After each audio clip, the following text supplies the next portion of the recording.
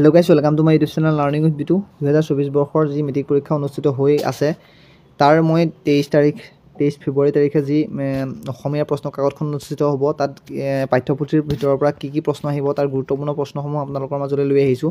আপোনালোকে ভিডিঅ'টো স্কিপ নকৰাকৈ চাব, যিহেতু মই অভিজ্ঞ ব্যক্তিসকলক সুধি পেলাই মই কি প্ৰশ্ন আহিব তাৰ পৰা মই ভিডিঅ'টো তৈয়াৰ কৰিছোঁ, গতিকে আপোনালোকে ভিডিঅ'টো স্কিপ নকৰাকৈ লাষ্টলৈ চাব। ইয়াত আছে প্ৰথমটো আছে বৰগীত। বৰগীতটো কোনে ৰচনা কৰিছিলে আহে কেতিয়াবা। বৰগীতটো কোনটো ৰাগত বন্ধা আছে সেইটো আহে। আৰু ইয়াত আছে বৰগীত কাক বোলে আহিব পাৰে, বৰগীতৰ লক্ষণসমূহ কাক বোলে সেইটো আহে। এইটো চাওক বৰগীতৰ শাস্ত্ৰীয় ৰাগ তালযুক্ত গীত। তাৰপিছত ইয়াত আছে ব্ৰজাৱলী ভাষাৰ বিষয়ে আহে। তাৰপিছত 1 নম্বৰ প্ৰশ্নৰ খাতিকে আপোনালোকে প্ৰত্যেকটো ইউনিটৰে প্ৰথমত থকাবিলাক বা কবি পৰিচয়ত থকাবিলাক তাৰ পৰা 1 নম্বৰ প্ৰশ্নসমূহ চাব। আৰু ইয়াত বৰগীতটোৰ মূলভাৱ আহে, বৰগীতটোৰ মূলভাৱ আহি থকা দেখা পোৱা যায়। তাৰপিছত ব্যাখ্যাৰ 3 চোৱা আছে, সহস্ৰ বয়ন যাৰ নেপান্ত শিৱা। এই 3 চোৱা ব্যাখ্যাৰ যিকোনো এচোৱা আহিবই, 110% চিয়'ৰ। আৰু মই যিটো ভিডিঅ' আগবঢ়াইছোঁ সেই ভিডিঅ'টোৰ লগত যেতিয়া মই 2024 বৰ্ষৰ যেতিয়া মই অসমীয়া প্ৰশ্ন কাকতখন যেতিয়া ডিছকাছ কৰিম তাৰ মই প্ৰত্যেকটো প্ৰশ্ন আপোনালোকক দেখাম যে এই ভিডিঅ'টোৰ লগত ৰিলেটেড হৈছে নাই বা এই ভিডিঅ'টোত মই কোৱা প্ৰশ্ন আহিছে নাই, আপোনালোকে তাত কমেণ্ট কৰি জনাব। তাৰপিছত আছে সনক সনন্দ যোগী জাহাক ধিয়াই, এইটো আহি থাকে। বৰগীতৰ 4টা লক্ষণ মই ক'লোৱেই। আধুনিক ৰূপ আহে, নাপাৱন্ত এই আধুনিক ৰূপকেইটা চাব। তাৰপিছত ইয়াৰ পিছত আছে বৰগীতৰ পিছত যিটো ইউনিট আছে সেই ইউনিটটো আলোচনা কৰিবলৈ লৈছোঁ, সেইটো হৈছে জিকিৰ আজান ফকীৰ। ইয়াত আহিব জিকিৰ শব্দটো কোনটো শব্দৰ পৰা আহিছে, জিকৰ শব্দৰ পৰা আহিছে, সেইটো আহিয়ে থাকে। তাৰপিছত আজান ফকীৰৰ বিষয়ে আহে।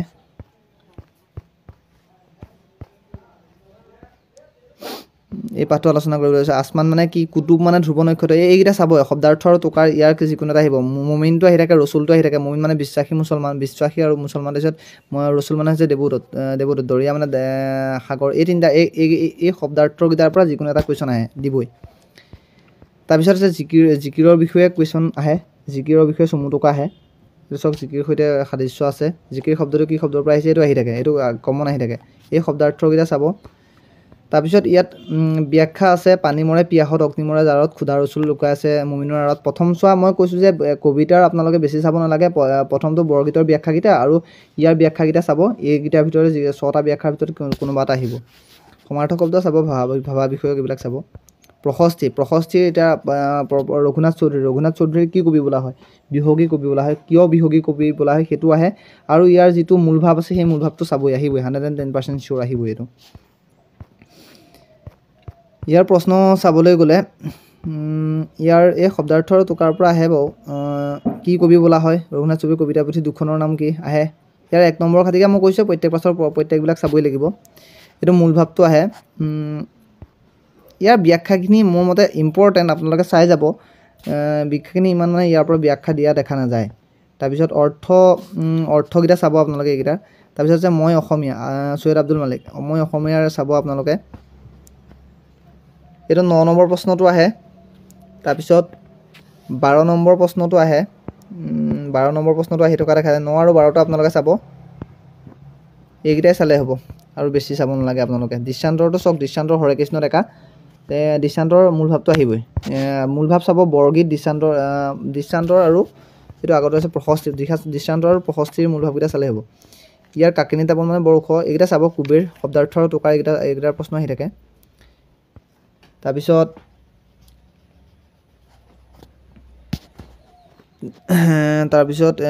2 নম্বৰটো চাই আছে। 1 নম্বৰৰ খাতিকেতো চব প্ৰশ্ন চাবই। 2 নম্বৰ আহে, 7 মহলীয়া ঘৰৰ বাহিৰত ৰৈ থকা মানুহজনে কবিৰ সৈতে কি কথা পাতিছিল, সেইটো আহি থাকে।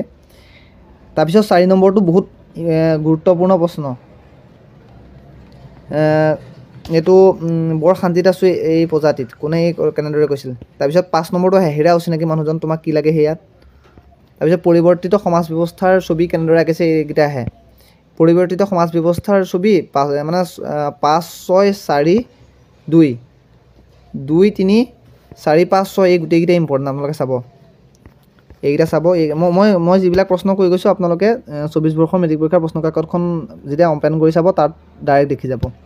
বিপৰীত শব্দ চাব, এইবিলাক নমস্কাৰ, সন্ধি, এইবিলাকতো মই দিছোঁৱেই এক্সট্ৰাকৈ। তাৰপিছত ভাৰতীয় সংস্কৃতি, এইটো গুৰুত্বপূৰ্ণ পাঠ। এই পাঠটোৰ আহি থাকে প্ৰশ্ন।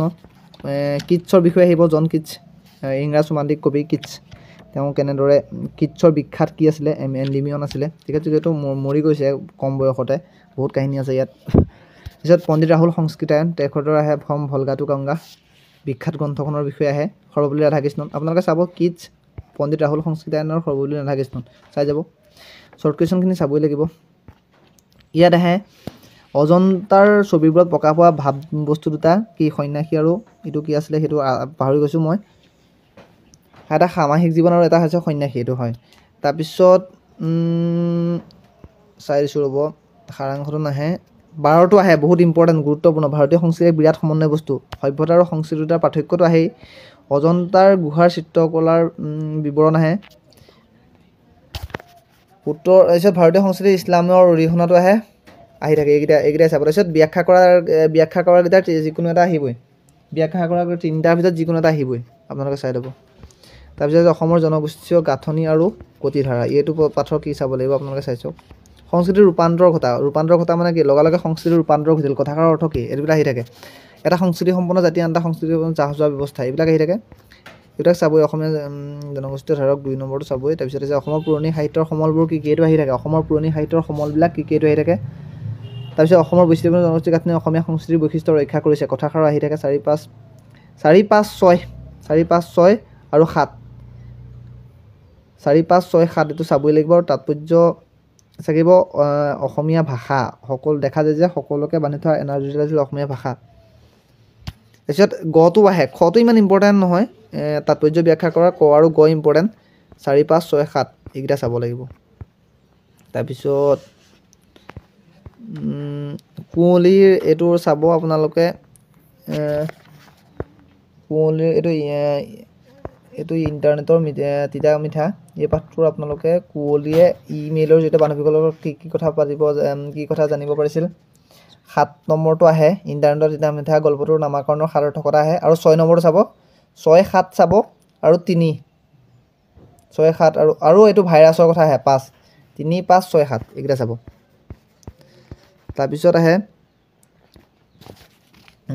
তাৰপিছত অৰুণিমা সিংহাৰ পৰা কি কোনকেইটা প্ৰশ্ন আহে মই আপোনালোকক দেখাই দিবলৈ লৈছোঁ ৰ'ব অৰুণিমা সিংহাৰ গুৰুত্বপূৰ্ণ প্ৰশ্ন আছে 7 নম্বৰটো চাব 7 নম্বৰটো আহি থাকে পুৰা তাৰপিছত 2 নম্বৰটো আহে 2 নম্বৰ অৰুণিমা সিংহাই ৰেল যাত্ৰাৰ সময়ত কি দুৰ্ঘটনাৰ সন্মুখীন হ'বলগীয়া হৈছিলে এইটো আহে 2 নম্বৰটো 7 নম্বৰটো তাৰপিছত 3 2 7 3 মষ্ট ইম্পৰ্টেণ্ট এতিয়া মই পাৰস্যৰ অভিমুখী যিটো পাঠ আছিলে সেই পাঠটোৰ প্ৰশ্নসমূহ দেখাবলৈ লৈছোঁ ইয়াৰ 1 নম্বৰ প্ৰশ্ন গোটেইখিনি আপোনালোকে চাবই ইয়াৰ আছে বুশ্বেৰ চহৰৰ এটা বিৱৰণ দিয়া আৰু ইৰাণ তাৰপিছত নৱবৰ্ষৰ নৰোজ জাগ্ৰত পৰ্বতমালাৰ বিষয়ে আহে তাৰপিছত আছে নৱবৰ্ষৰ বিষয়ে আহে বেহেস্তি হাজাৰ আৰু 13 নম্বৰ মানে 11 12 13টো চাব তাৰপিছত ইয়াৰ ভাবা বিষয়ক প্ৰশ্নসমূহ আপোনালোকে চাবই বাৰু তাৰপিছত কানাই চাতুৰী শ্ৰীধৰ কুণ্ডলী আহে কানাই চাতুৰী মই যিকেইটা প্ৰশ্ন মই দেখাই দিছোঁ ইয়াৰ যিবিলাক শব্দাৰ্থকেইটা আছে সেইকেইটা আহি থাকে ৰ'ব দেই মই মেইন প্ৰশ্ন কেইটামান দেখাবলৈ লৈছোঁ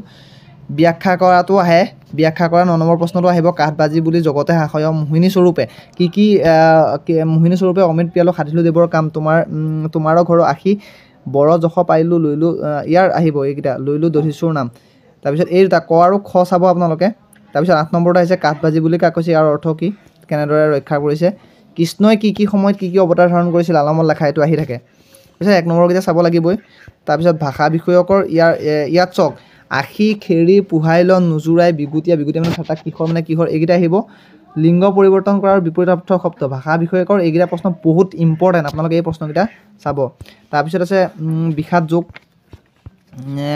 যুগৰ যিকেইটা শংখ বজাইছিলে শ্ৰীকৃষ্ণই বজোৱা শংখটো বা অৰ্জুনে তাৰপিছত এইটো কোনে কি শংখ বজাইছিলে সেই শংখকেইটা আহিব তোমাৰ প্ৰতি পাণ্ডৱসকলৰ যুদ্ধোৎসৱ আহে অৰ্জুনে কিয় কৃষ্ণক উভয় সেনাৰ মাজত ৰথখন ৰাখিবলৈ কৈছিলে এইটো প্ৰশ্ন আহে 2 3 4 5 এইকেইটা চাব হৈ যাব এইবিলাক প্ৰশ্নকে এইকেইটাকে প্ৰশ্ন এনেকুৱা ধৰণৰ প্ৰশ্নখিনিকে চাব আৰু যিসমূহে বেছি ভাল ৰিজাল্ট এটা কৰিম বুলি ভাবিছে তেওঁলোকে গোটেই প্ৰশ্নখিনি কভাৰ আপ কৰিব মই গুৰুত্বপূৰ্ণ প্ৰশ্নসমূহ যিহেতু ডিছকাছ কৰিলোঁ এইখিনি প্ৰশ্নৰ পৰা আহিব আৰু মই যেতিয়া 24 বৰ্ষৰ যিখন অসমীয়া প্ৰশ্ন কাকত মই ডিছকাছ কৰিম তেতিয়া আপোনালোকে জনাব মই এইটো ভিডিঅ' PDF-ৰ লিংকটো তাত ভিডিঅ'টোৰ লিংকটো দি দিম আপোনালোকে কম্পেয়াৰ কৰি চাব প্ৰশ্নসমূহ আহিছে নাই যদি ভিডিঅ'টো চাই ভাল পালে ভিডিঅ'টো লাইক কৰক যদিহে চেনেলটো নতুনকৈ আহিছে চেনেলটো ছাবস্ক্ৰাইব কৰক আৰু সকলোৰে মাজলৈ চেনেলটোৰ লিংক আগবঢ়াই দিয়ক ধন্যবাদ জয় অসম